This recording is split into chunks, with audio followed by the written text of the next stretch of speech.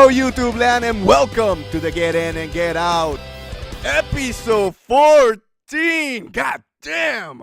I am your host, Dantes, and of course, joining me, the streaming king himself, Calones. How you doing, Calones? Hey, how you doing, Dantes? How you doing, everybody? And pretty excited because now we're 14. This is episode 14, so we're in the teens when it comes to the podcast. So yeah, we're flying through all the teenage years, and we will be becoming adults in the next couple of weeks. So very excited about that. So yeah, go ahead, Dantes, and let's go ahead and get it started. I am already an adult, Calones. Anyway, what games have you been playing? Of course, but I was playing the Splatfest on this past weekend, so it's Splatoon 2 was the one of the game. But the other one that has been taking up my time is Mario and Rabbids Kingdom Battle. I already uploaded one of the videos on our channel, so I mean, if you want to see the full walkthrough of the game, go ahead and check that out. But I will continue to upload the other videos. I have others already saved. But I think I'm just gonna go ahead and just release them faster instead of waiting long for it. So you heard it from the horse's mouth himself. If you want to see a full walkthrough of Mario and Rabbids Kingdom Battle, tune in to the Force In Unison gaming channel. Of course, for me, Calones, I've been playing Mario and Rabbids too. A little bit. I haven't played as much as I wish to because I am trying to finish Uncharted, The Lost Legacy. That game is taking me over right now. So, but once I finish Uncharted, I think I'm going to focus on Mario and Rabbids, at least to beat the game. Of course, to keep my streak beating Nintendo games. Anyway, Calones, why don't we just go ahead and start with our rigmarole, shall we? Go ahead and get it started. Thank you, everybody, to joining us to the Get In and Get Out Nintendo podcast every Monday, 6 p.m. Eastern Time, right here at the Force In Unison gaming channel. Of course, if you don't want to see our ugly faces, we got a solution for you. Download this podcast on iTunes and SoundCloud. Also, remember, subscribe, like, and comment so you can make these two crazy motherfuckers happy. Also, remember, we do have a small Facebook page called at Force In Unison Gaming. And finally, and Dantes says finally, go to chiguerosnews.com and give some clicks and love to my boy Calones. All the information down in the description box below. With all that said, Calones, are you ready? I said, are you ready? For the no one in attendance and the 3 people watching around the world, let's get ready for Reggie's News Center. And Dantes, for Reggie News Center, we have 13 pieces of news. My body is ready. And we'll go ahead and get started with the first one. So, the first one on this past week, we had the Nintendo Nindies showcase, and the event took place this past week with developers announcing a multitude of games for the Switch. During the video showcase, Nintendo highlighted 20 games that will be hitting the console, and among them were Super Meat Boy Forever, Shovel Knight, and my own personal favorite, Travis Strikes Again, No More Heroes, which is being developed in collaboration with other indie developers. Later on, more games continue to be announced at PAX, making for me it a success for Nintendo. So, Dantes, what were your thoughts on the presentation? So let's do this. Well, first thought, I thought it was a good presentation. What they're doing with the Nindies, it's a home run. They're really showing the power. Like I said, this console is good. It's like a Vita, but with AAA games. What more you can ask, right? But, Calones, can you do me a favor? Let's go one by one and let's say what games are we interested in.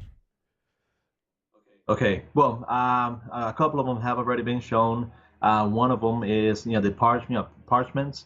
I believe is the name of it. Of course, you have the Shovel Knight. The main one for me was the Travis Strikes Again. Of course, big fan of No More Heroes, and glad that that game, even with the first two having a really good or big mature content, and they were on the Wii console. That the third one's going to be coming to the Switch. Hopefully, before the game comes out, they're going to be releasing the first and the second one as a, I mean, maybe like a combo package on the system. I mean, that's me just hoping, but I think the game would be perfect there. But yeah, that's I'll say above all the games, that's my own personal favorite one, and the one that I was really surprised to see it on there. Okay. Let me see. For me, what I was excited about, uh, this weird game called Golf Story. It's like an RPG with golf. I don't know what the hell is going on with that, but anyway, you can see some of the highlights. We're showing it right now here at the Force In Unison Gaming channel. Floor Kits, Oxen Free, Light Fingers, Flat Heroes, War Groove. There are a lot of games showing the indie power. Steam World Dig 2. That game looks really good. I like platformers, so that game it looks interesting for me. So that's not excited game. Meat Boy. Meat Boy is coming to the Switch, and it's like a full version. And I like how it started the story showing up at the Nindies, how the bad guy kicked their ass and they stole their kids. Nugget. That's funny. Of course, you can see there Travis Strikes Again. Another big game. That's, I don't know if you call that an indie or, I guess what Hellblade said about themselves. They call themselves a AAA indie. I guess you could say Travis, the Return of Travis for No More Heroes 3 is a AAA indie. So a lot of good games. I agree. No More Heroes 3. I'm excited about it. I played it on the Wii, the original one. I did not play 2. So maybe I'll get back to it. Hopefully 3 doesn't have to do anything with 2. And then, of course, Super Meat Boy, Golf Story, and Dick World 2 seems to be the most that I'm interested in. But still, good showing, good games. Nintendo's showing that they're partnering with indie developers and showing the power of the Switch, where developers are feeling that they can sell their games on the Switch. And now is the time to get on the Switch, because in reality, the store is not huge yet. So your game will sell. You have a more opportunity to sell games now. And it's the same happened with the Vita. First, the Vita was selling a lot of indie games, but as the library grows, it'll be a harder chance to get games on it, because people are going to have a harder time finding your game. Same is happening with the PlayStation 4, where a lot of shit is just taking over, like Black Tiger and shit like that. And then again, it's sad because then good games get overshadowed by crap. And that's my concern. So to me, for the indies, this is the time. Now is the time to sell your games. Anyway, Calones. Yeah, and Nintendo's doing a great job because they right now they're just not. I mean, they're not just accepting any and every game into the eShop. They're actually being selective on what games they're bringing in, and they're doing it by every couple of weeks. They announce a couple of games, they release a couple of games, so it's not like they're flooding the eShop. So I know that's one of the reasons why when we go and talk about the new releases, why we call it the mini market and not the mini market and not the supermarket, is because they still haven't released all those games and accepted each and every one, which they could have, but they want to make sure that the quality is there for those games. Also, I did want to clarify the game that I was talking about was Nine Parchments, and that's kind of like a Gauntlet Legends type game where you have 4 people, up to 4 people playing at the same time, and and they're all mages, going through the dungeons and defeating the enemies. I did want to say that even though it was shown on the showcase, but because we've been talking about it before, is the Battle Chasers Night War, which is another one that I was excited. And I also wanted to say one called Mulaka, and another one Morphe's Law, which is a pretty cool concept. It seems like an arena type shooter. If you like shoot somebody's limb, that limb grows on you. If you shoot somebody's head, their head gets smaller and yours gets bigger. So whichever team has, I guess, the biggest body parts wins. And I know if you get that game, I know where you're going to be shooting to try to test it, see if it gets bigger or smaller. So yeah, so I can finally feel bigger. Anyway, Caleones, but yeah, a lot of Nindies coming up, but at the same time, there's more games that are announced this week. Go ahead, Caleones, and give us a heads up what was announced this week. So other than the indies, we also had like Game Informer. They revealed the Oxenfree game that is coming over to the Switch. We had Harmonix announcing the Super Beat Sports also coming over, and we had Fly High Works, and they stated that Demo, as well as Opus, the Day We Found Earth, and Tesla Grad are all coming over to the Nintendo Switch. So like I said, every week you got even more games being announced, and this week was especially a big one, not only because of the Nindies, but because other companies decided to make announcements as well. So it's looking pretty good for Nintendo. I would recommend, guys, if you haven't played it, Tesla Grad, I have the plat for that game. There's some trophies in there that you're gonna pull your hair out. But once you make it, it's like a puzzle to the platformer, to clarify. But once you make it, it feels good. It feels like the old days when you had to go through a platforming section that you would almost pull your hair out. That is Tesla Grad for you. So highly recommended, guys. Anyway, Calones, go to the next one. Okay. So yes, so we also have another game. I mean, it had been previously announced all the way back in February when Nintendo showed the graphics with, like all the logos, from the different games and stuff. But um, Perception, which is a game being developed by former BioShock and Dead Space developers, they have once again confirmed that the game is indeed coming over to the system. They didn't really release any official announcement or anything. They just posted a picture on their Twitter account, and on their Twitter account they had a TV screen on their PAX booth with the game on the screen. They also had the two Nintendo Switch consoles, and on the screen they had the game playing as well. So even though they really didn't say anything, they didn't really need to say anything, because by seeing the game being played on the console and them showing it on their booth, that's pretty good confirmation. So we don't really have a release date or information like that on when it's coming out, but it's still nice that they reach out to the people that are still looking forward to the game and let us know that it is still coming. More games, baby, more games. Calones, go to the next one. Okay, so we're I guess taking a break from the new game announcements, and we're going to be moving over to a story that it's going to be part of our main topic as well, Mm-hmm. and this is about the Nintendo TV, the Wii U chat, and Miiverse being canceled. So it hasn't been canceled completely yet. It's not going to be until November 7th, but Nintendo did confirm that those services will be completely canceled, so you're no longer going to be able to use them on the Wii U or on your 3DS.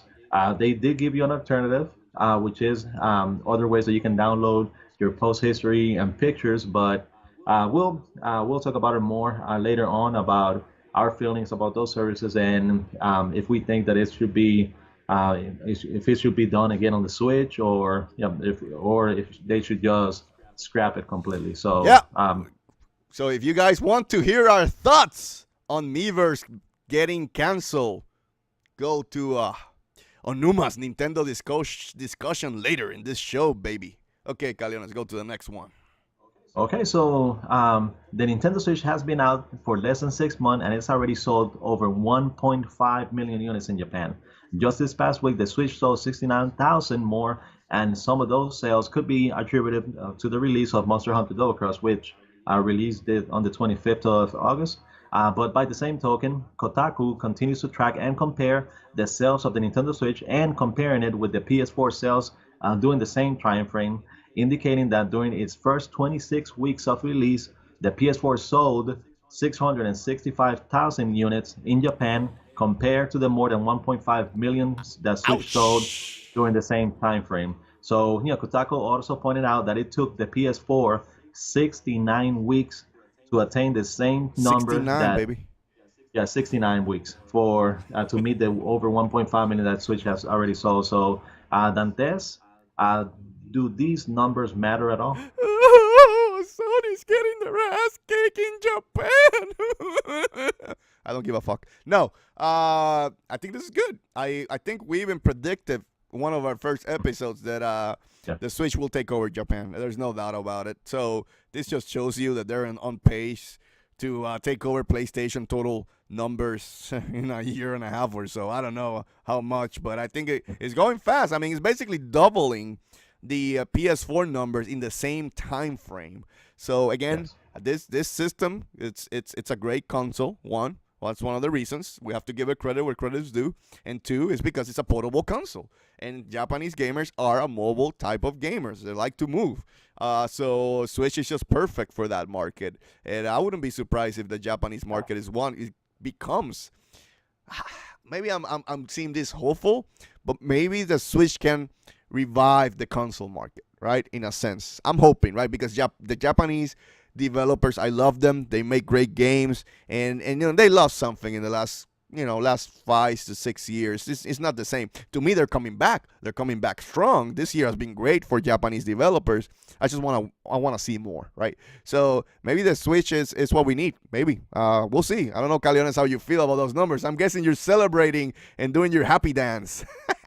Well, I mean, it's just gonna be mixed feelings because, well, or not mixed feeling, but basically, yes, Nintendo is winning Japan. Yes, it seems like Nintendo owns Japan, and they will continue to own it over the PS4 and Sony. But at the same time, Sony doesn't really need Japan. Sony, even though it's a Japanese company, they're not really centered or geared towards the Japanese market. They're more so into the European and the US, which is where their biggest install base are located. So even if the PS4 and Sony were to sell 0 units in Japan, it wouldn't really do anything to their overall sales because I mean Japan is no longer theirs, and they're not really concerned about losing that market. Yes, they're still going to continue to do it because at their heart they're still a Japanese company, but they're being managed and geared towards the European and the US. So they're going to be fine regardless. I think Sony's happy with the numbers that they got in Japan, knowing that that's not their strongest market. Now it belongs to the Switch. Hey, I mean, at least they're selling more than the Xbox. What was the Xbox total for this week? 10? Anyway, sorry about that, but yeah, I think Sony's fine. Like you said, Sony's fine, and I'm happy for Nintendo. I mean, if they get this strong sales from the Japanese market, could help them, keep up with Sony, or in a sense, pick up the slack for them where they do struggle in the European market. So maybe that helps them pick the slack. So we'll see.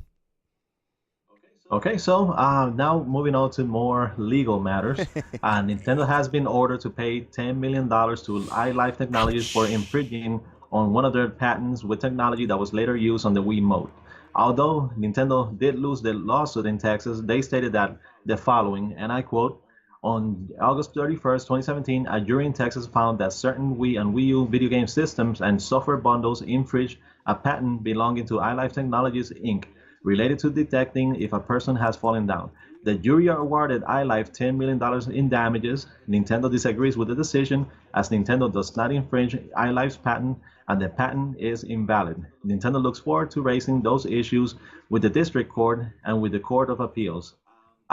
Something that people really need to understand is that iLife Technologies is what we call like patent trolls, and Nintendo's not the only company that they have sued. They have actually sued other companies as well. And Nintendo wanted to have the hearing in Washington because their company is located. I mean, the Nintendo of America, which was the one being sued, not Nintendo of Japan or any other, Nintendo of America. So they wanted to hear it in Washington because that's where the company is located. But the reason why iLife chose Texas is because on that particular district, they welcome open arms patent trolls because that actually helps their economy. So they'll hear any lawsuit. Most of the time, they'll award it to the company that's suing, even if they have absolutely nothing in relation in their patent to what they're suing for, because that's how their economy revolves over there. So Nintendo, I mean, the Wiimote doesn't really detect if a person has fallen down. So if you drop a Wiimote, it's not really going to detect the only thing that it detects is like the sensor if you're moving it up, down, or around, and you still need the sensor bar for it to work. So Nintendo hasn't infringed on anything. It's just some patent trolls taking it over to a court of appeals that they just welcome every company that carrying losses like that one. So I wouldn't be worried about that one. What about you, Dantes? When I read this news article, I was like, interesting. But at the same time, Nintendo gets sued a lot for different patents and stuff like that. And to me, that's norm. And what I mean norm, not for Nintendo, for any electronics company. I mean, Apple gets sued all the time. Nvidia got sued all the time. Intel, oh my God, Intel gets sued up the ass. And what I mean with that is that a lot of these electronic companies, they put a lot of patents out there, and they easily can come up with two companies coming up with the same idea, right? And then when they patent it, sometimes they don't know it, and they, sometimes they infringe in another patent, and an obscure patent. You know what I'm saying? So it's really hard to keep track on all the patents in the electronics world, right? So what they do, sometimes they just pay a lump sum here and there, just get it out of the way and get done with. So Nintendo has two choices. You just pay these guys and get them out of the way. They were originally asking for 150 million. Now they only want 10, right? So in reality, that's peanuts for Nintendo. But maybe Nintendo's gonna fight it because they feel that they really haven't infringed on anything, and they should, to your point, they're just trolling, right? So this will take longer. This suit was placed in 2013, if my memory doesn't fail me. I read, and it's 2017, and now it's going to appeal. So appeals court. This is gonna take a lot of years before this company sees any money from Nintendo. So we'll see what happens. Yeah, and it's just what I don't really like about this is, of course, Nintendo is a company that they're very proud of what they do. They try not to infringe on anything. That's why they every time they take it to court, and they'll fight it all the way to the end. And 9 times out of 10, or 99 times out of 100, they'll win.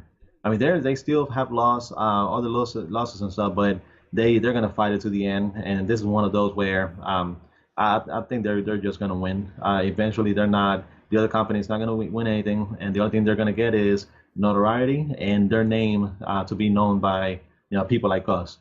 But at the end of the day, it's not gonna matter. Agreed. We'll see what happens. Go ahead, Calones. Okay. Well, I guess I'm moving over to another piece of news, and this one we actually did touch upon a little during our Force In Unison live every yesterday. Saturday, 9 p.m. Eastern time, right here at the Force In Unison gaming channel. Go ahead, Calones. Sorry. But yes, with the revelation that NBA 2K18 will require you to have a micro SD card to download part of the game, people started to wonder if this would become the norm with Nintendo going forward.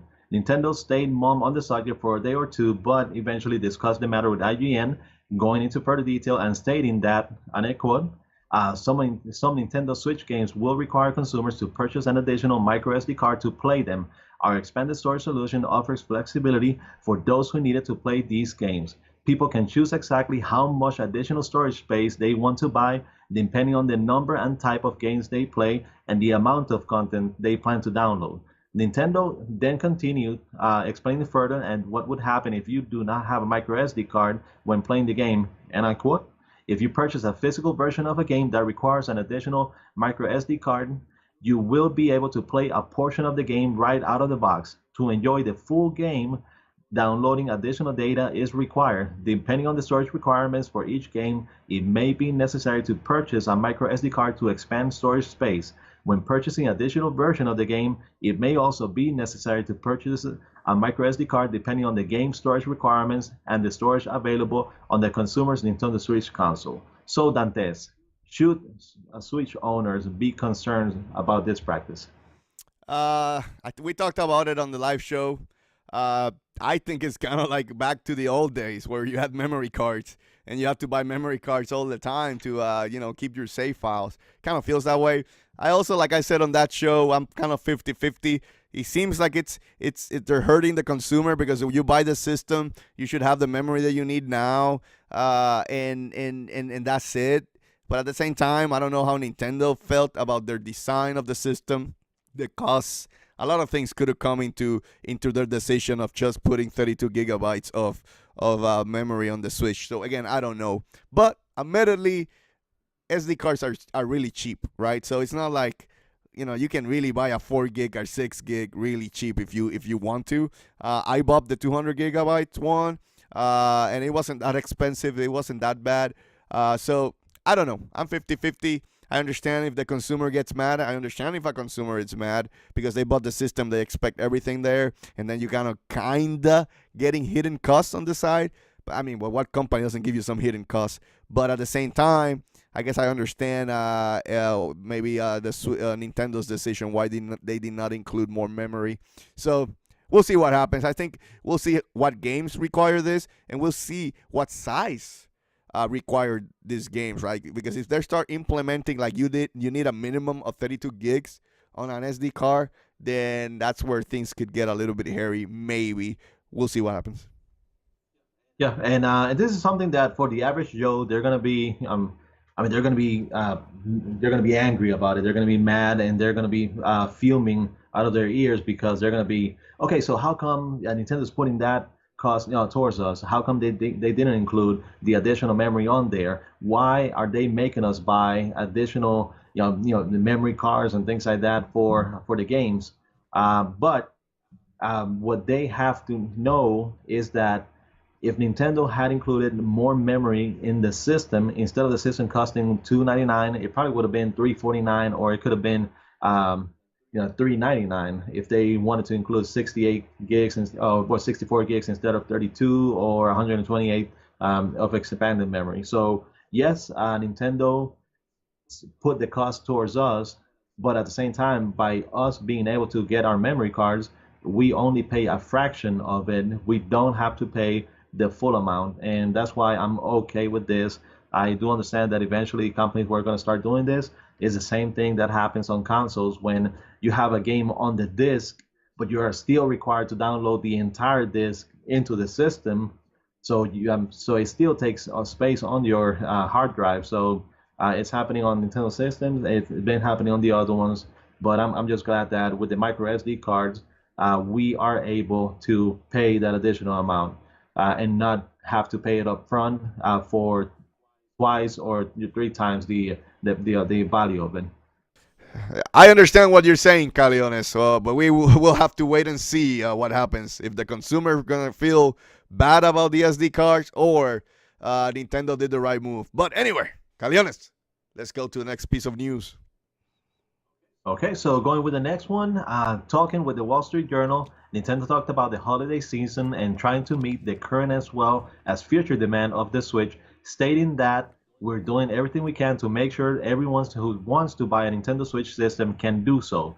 We will ramp up production for the holiday period, which has been factored into our forecast, with Kimishima previously stating that Nintendo expected to ship around like 10 million Switch consoles during its first fiscal year, and with rumors stating that they could ship, up to I believe it was like 18 million consoles, available during the same time frame. Do you think Nintendo will be able to meet the consumer demand of the Switch? No.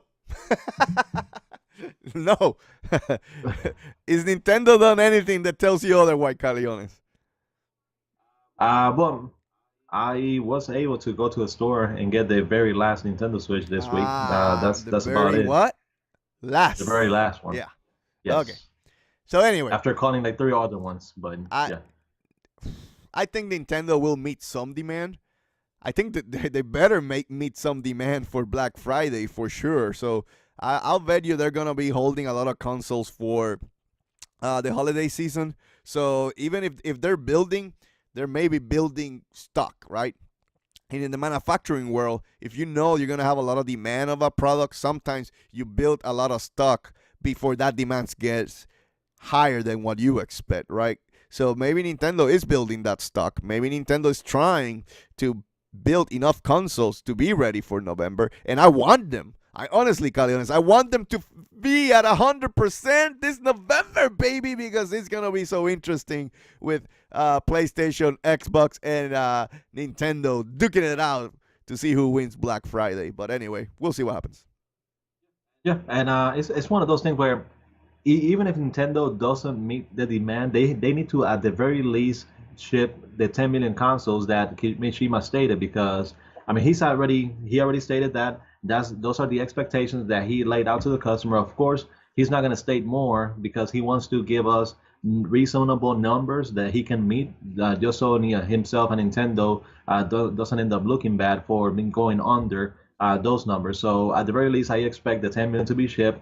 Hopefully, it's going to be the 18 million because, like you said, we want to know. I mean, it's all about the excitement of the holiday season, Black Friday, console sales, and who which one is going to come out on top. So we already predicted during live that it should be the Xbox One X because it's a new console, but with the PS4 slashing prices and Switch units finally being available in mass, it's going to be interesting to see which one wins. You know what Nintendo needs to do?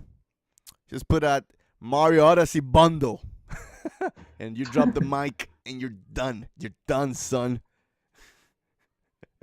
So, but moving on with the next one.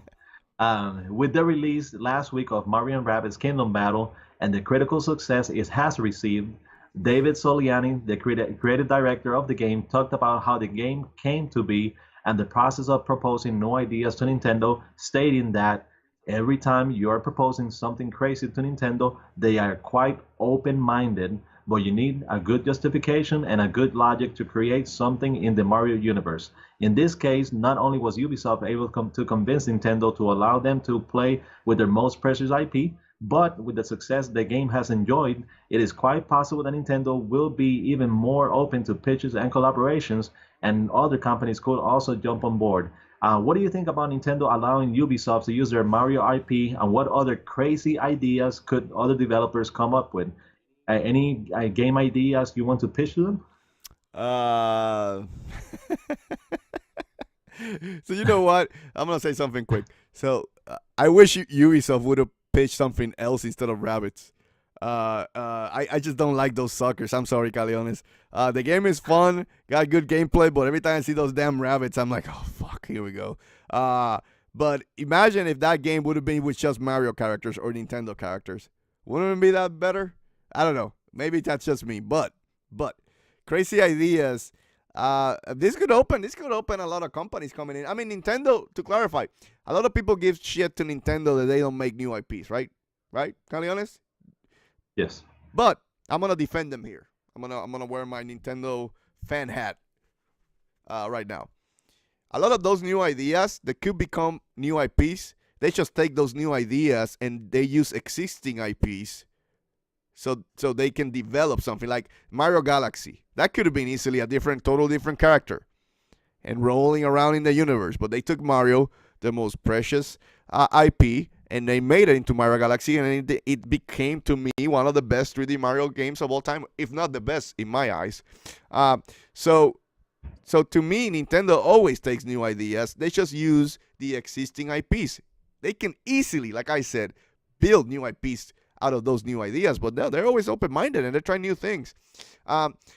Can this help bring about more collaboration with other studios? Yeah, it could. I could possibly see it. It's just Nintendo has to be careful not now to be, giving their IPs to anybody, right? I know they're still suffering from those CDI games. So I'll bet you that they'll be careful. Like I said, I wish it's just this game would have been without rabbits, and it would have been even better in my book. But it's still a good game. Hey, good game is a good game. I have to. I guess I have to stop the hate that I have for the rabbits to cloud my judgment, because it is a good game. So we have to give credit where credit's due.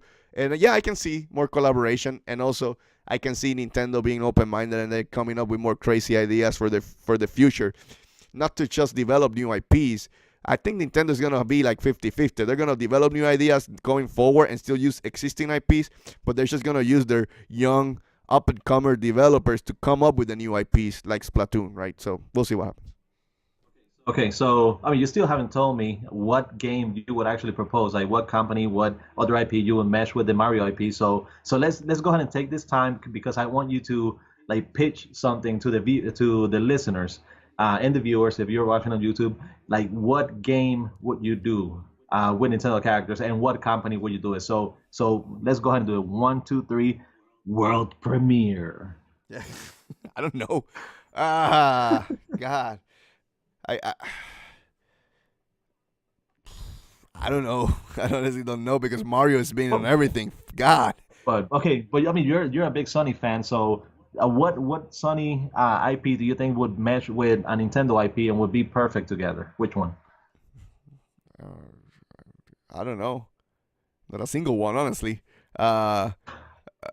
Honestly, they're different. They're different IPs, dude. They're total different. They both companies caters to different audience. That's the truth. But I don't know. Maybe uh, Little Big Planet in a sense with Mario. I know there's Mario Maker, but Mario Maker is not as deep as Little Big Planet, and that's the truth, right? Like if you could take those assets and really make like totally different games with those assets, that could be interesting. And I know a lot of people like those type of games. Not my type of game because I don't want to waste my time building a level that I just want to play.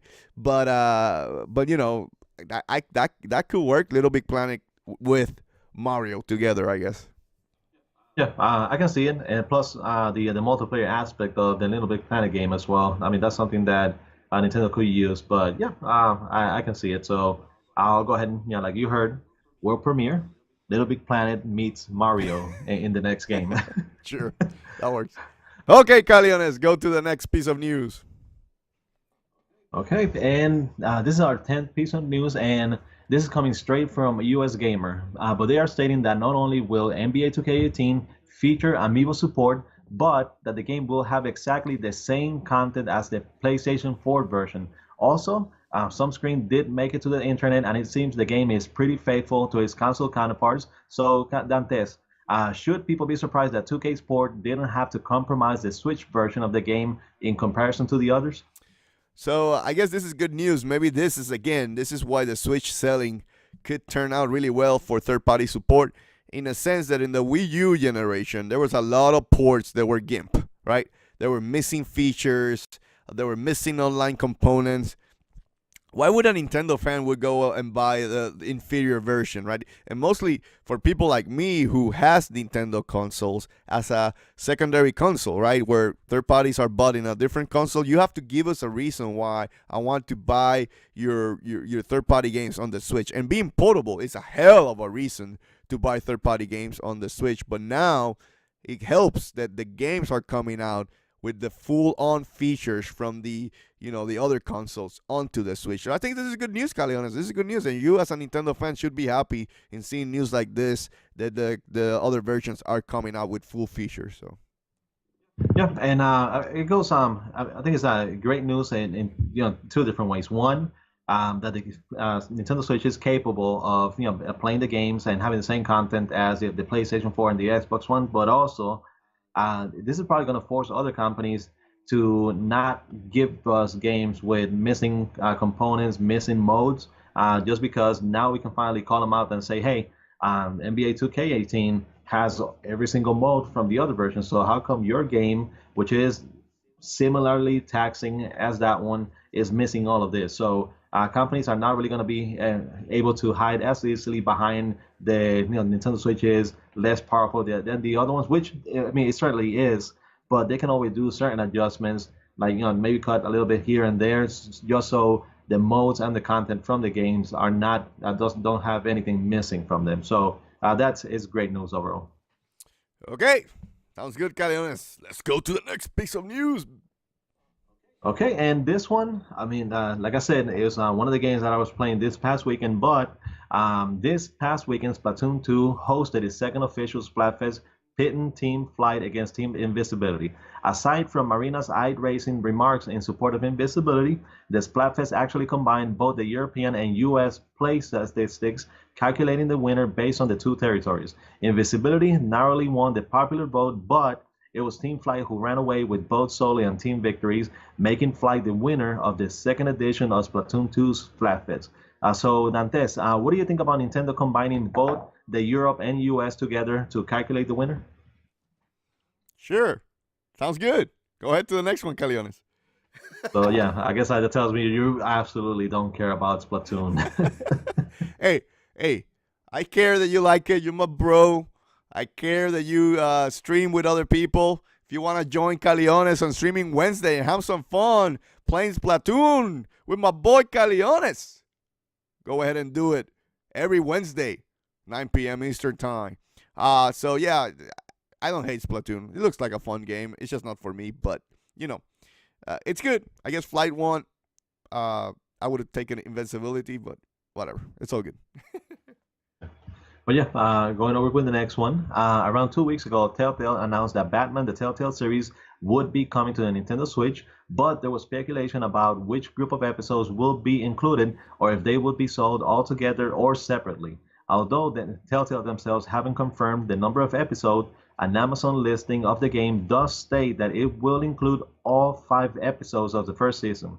Batman: The Enemy Within, which is the second season, is currently underway and hasn't completed its second season run, which is probably why it won't be included on the Batman Switch release, with Telltale possibly waiting until the second season is finished to bring it over to the Nintendo Switch. So, Dantes, is it good news for Nintendo fans that this game will include all episodes from the first season? Of course, that's how it should be. I mean, if you're bringing Batman to the Telltale game to the Switch, you need to bring season 1. I mean, how are you gonna make those decisions and know what's going on if you can't play in season 1? This is good news. I mean, I have the game. I wanna play it. I'm hopefully gonna play it pretty soon. Hey, I'm a huge Batman fan, and more consoles, the better. Telltale, they put their games everywhere, even on mobile, I think. The only thing I have to say, Calones, is I'm Batman.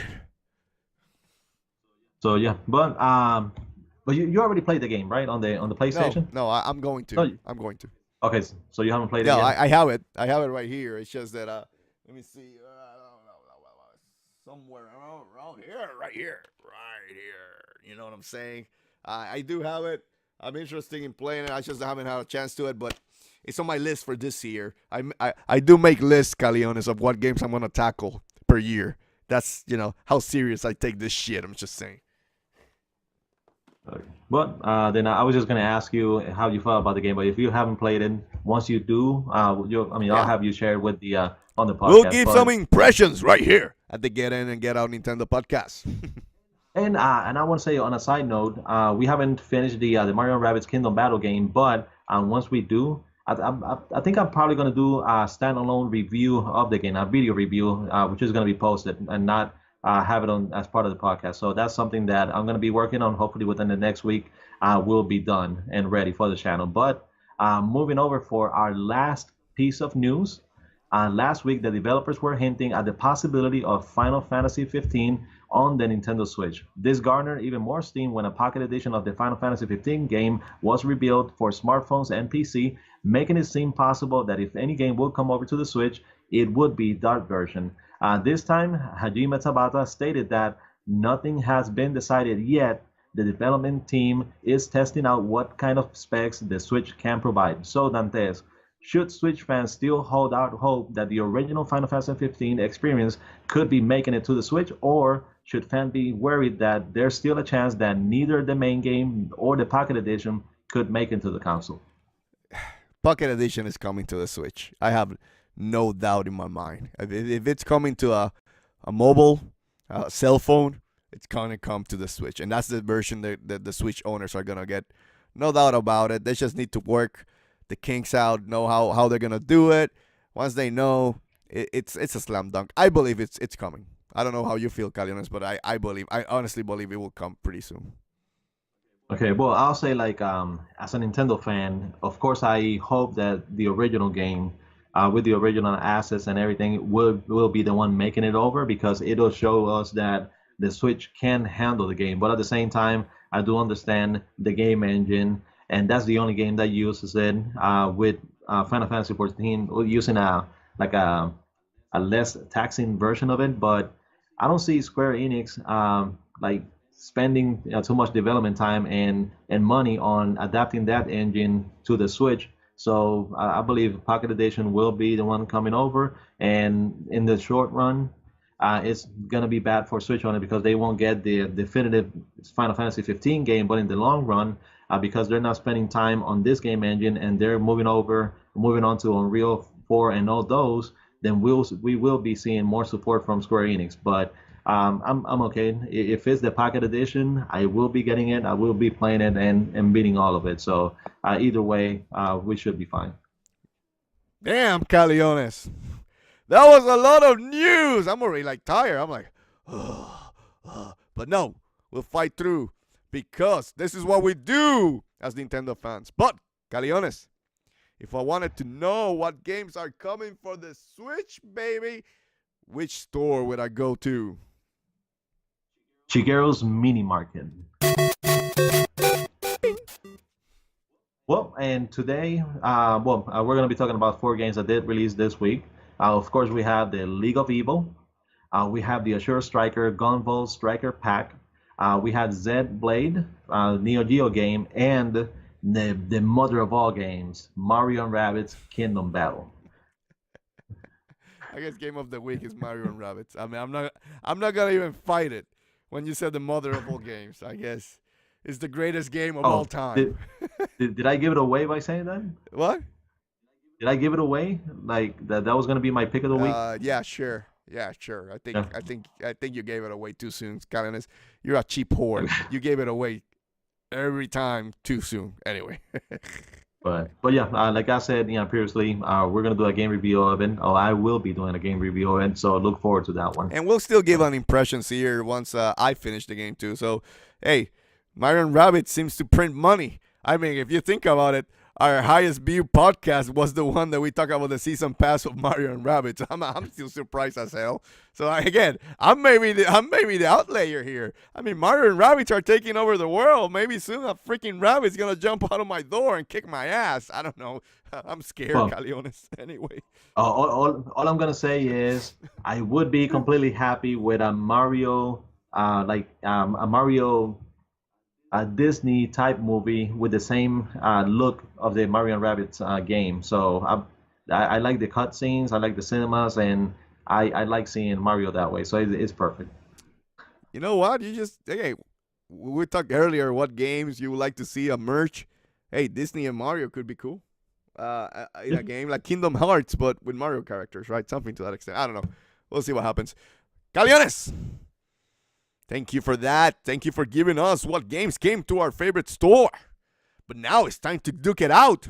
Now it's time to step into the ring, baby. Now it's time for Onuma's Nintendo discussion, where me and Caleones go one-on-one. Sometimes as friends, sometimes as tag team partners, sometimes as enemies. And today we're going to talk about Miiverse and Nintendo discontinuing Miiverse. So like always, I will let my buddy Caleones. Caleones, what do you think about Nintendo discontinuing Miiverse? Well, the first thing I'm going to say is that I'm going to do to you what Mayweather did to Conor McGregor. That's all I'm going to say. Sure, just love tap me, because that's how Mayweather fights. Pew, pew, pew, pew. Anyway, keep going. But yeah, okay, so it seems it's pretty obvious that Nintendo, for a while or for a long time, and even before the Nintendo Switch came out, they were like distancing themselves from the Wii U. They stopped making games for it. They stopped producing consoles. They canceled it way before the Switch came out. So normally with the Wii, they were still producing the mini version and things like that. So those were still sold, kind of like the same way that Japan is still selling PS3 consoles, even though the PS4 is out. So to some extent, the companies do continue to produce, but in the case of the Wii U, they had completely canceled it. So they were not making any more units, and especially because they probably had a bunch of them made. I think I heard something like they had produced like 20 million of them for that first year, and they ended up selling like 13 in 4 years of it being out. So yeah, it was a catastrophe. But it is something that we knew it was coming. The TV, Wii U Chat, and Miiverse, those things were eventually going to be ending. Sad thing is that especially Miiverse, it's something that the 3DS has as well, and the 3DS keeps selling like hotcakes. It's not stopping at all. So that's one of the services from the 3DS that's going to be ending. And I mean, like thinking about it, and I hadn't thought about it before, but with Miiverse being a big part of the 3DS and ending on November 8th, does that mean that Nintendo is finally closing its door on the 3DS, even though it's selling a lot? But yeah, it doesn't surprise me at all. I do feel pretty bad about it, because it's certain things that they had potential. The TV service, I used it at the beginning. it had a lot of potential, but the problem was that every time I would go in, tune into like let's say a football game, nobody else was connected, so I wasn't able to talk to anybody else, and that was because we had so few people owning a Wii U, and even less people using the service. So it never took off, but it had a lot of potential. And I hope that in some sort of way, Wii U chat is not going to be possible on the Switch because it doesn't have a camera. But yeah, the TV service and especially Miiverse, I wouldn't mind seeing it again on the Switch. What about you, Dantes? So the TV thing and Wii U chat, I don't care. Go. Bye. Sayonara. See you later, alligator. In a while, crocodile. Anyway, uh, the ones that I don't like and I don't agree with Nintendo at all is Miiverse.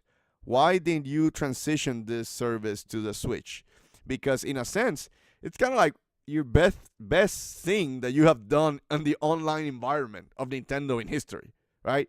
And Miiverse, when you get in, you saw when you started your Wii U, you saw a lot of things from people on the Miiverse and new drawings. People would be creative as hell on the Wii pad and drawing and stuff like that. And you see shit like that. I was like, oh my god! You would get tips from gamers. You go to that game and if you were stuck on something, you can try to find solutions. At the same time, you can meet people. You can talk. You know,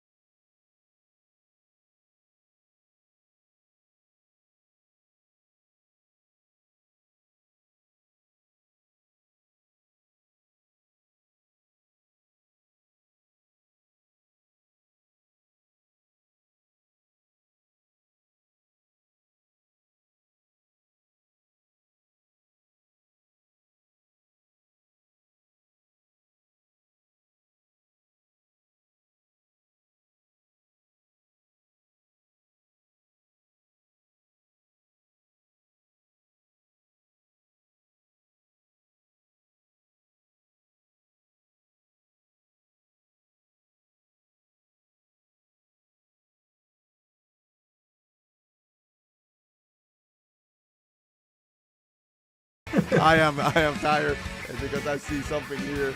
I'm working right now. So, yeah. Yep. It's not working. Yeah, it's all good. Anyway. Technical difficulties like always. And finally, and Dantes says finally, go to chiguerosnews.com and give some clicks and love to my boy Calones. With all that said, thank you again, everybody. Long live Nintendo. See you guys. Have a great one, everyone.